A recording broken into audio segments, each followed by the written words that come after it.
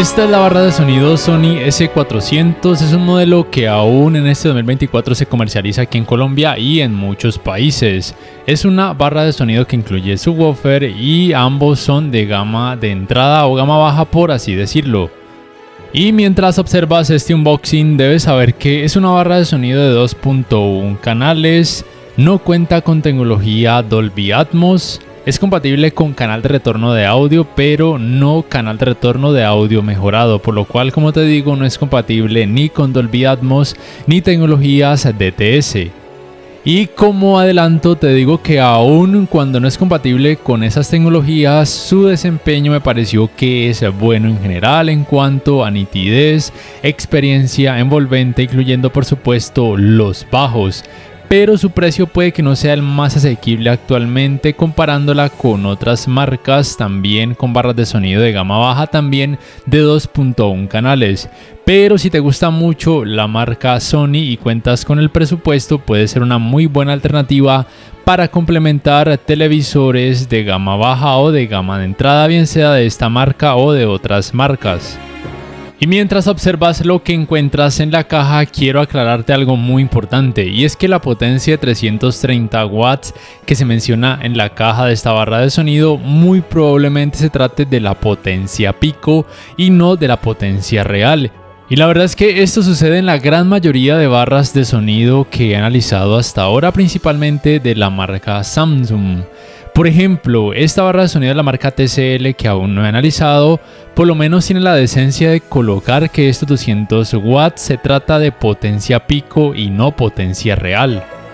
Entonces mira, tanto en la caja como en la parte superior de la barra de sonido aparece la potencia total de 330 watts, pero como te digo, muy probablemente se trate de la potencia pico.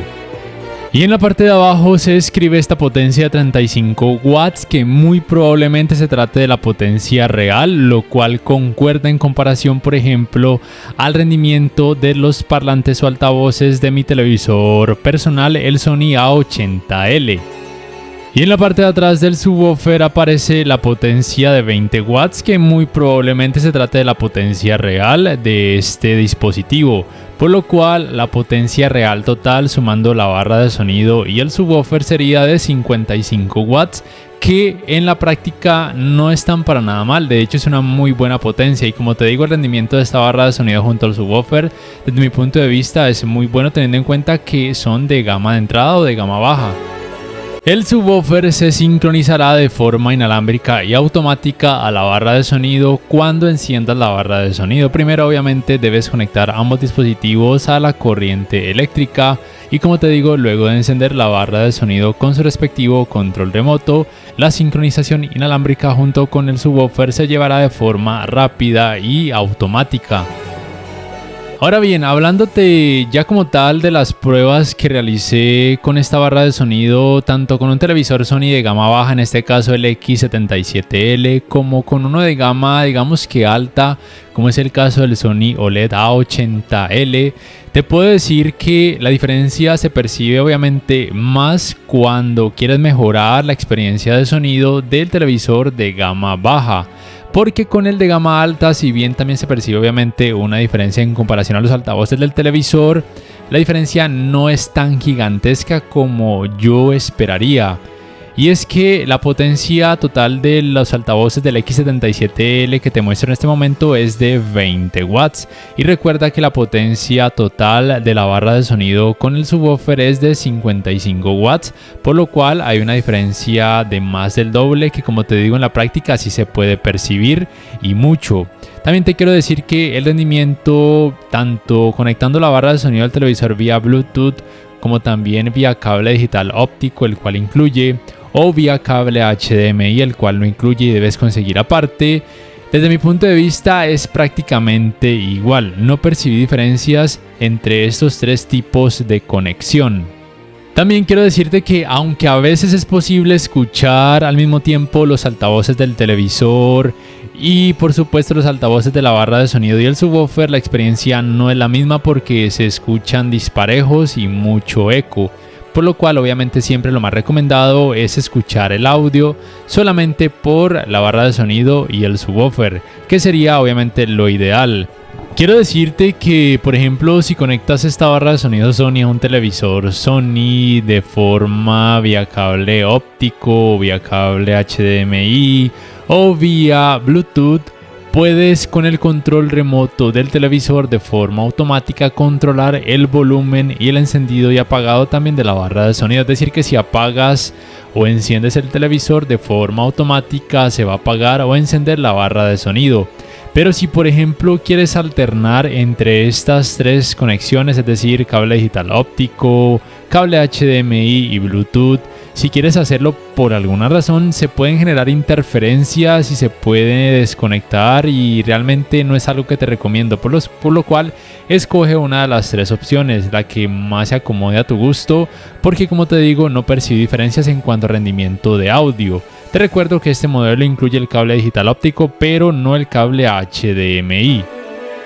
Pero si por alguna razón quisieras comprarle un cable HDMI compatible y quieres conectar la barra de sonido al televisor de esta manera, debes hacerlo por supuesto en el puerto HDMI del televisor que tenga las siglas ARC o EARC, que sería canal de retorno de audio o canal de retorno de audio mejorado. Usualmente la configuración o sincronización entre ambas marcas de barra de sonido de televisor se llevaría a forma automática, o si no lo puedes hacer desde aquí, desde este apartado de configuración y entradas externas como te acabo de mostrar.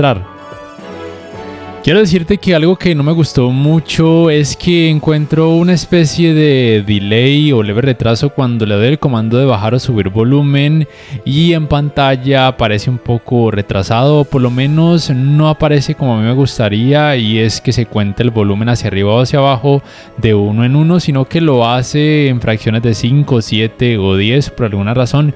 Y esto sucede tanto conectándolos vía Bluetooth o vía puerto HDMI o vía cable digital óptico. No sé por qué sucede, a mí me molesta un poco este aspecto, pero no es algo increíblemente alarmante.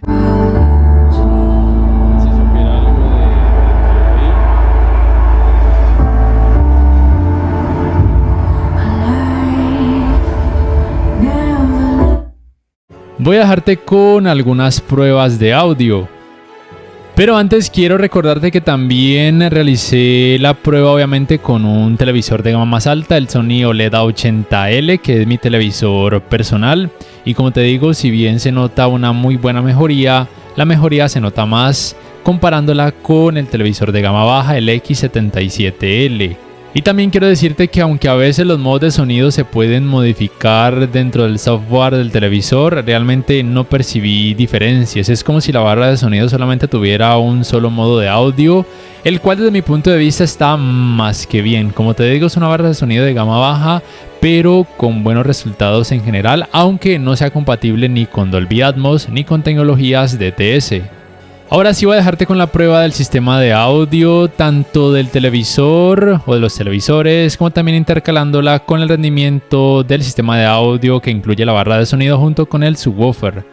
Primero empiezo con el televisor Sony A80L y después con el televisor Sony X77L.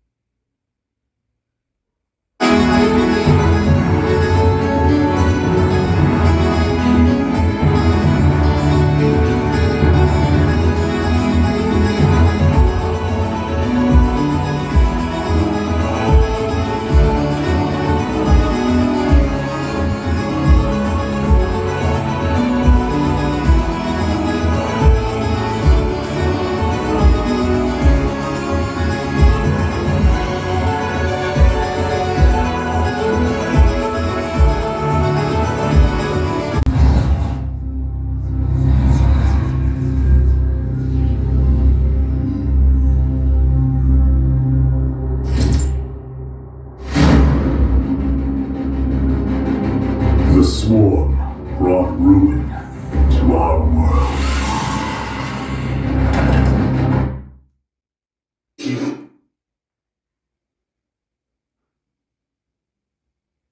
Evil became refugees. And yet, they could not shatter.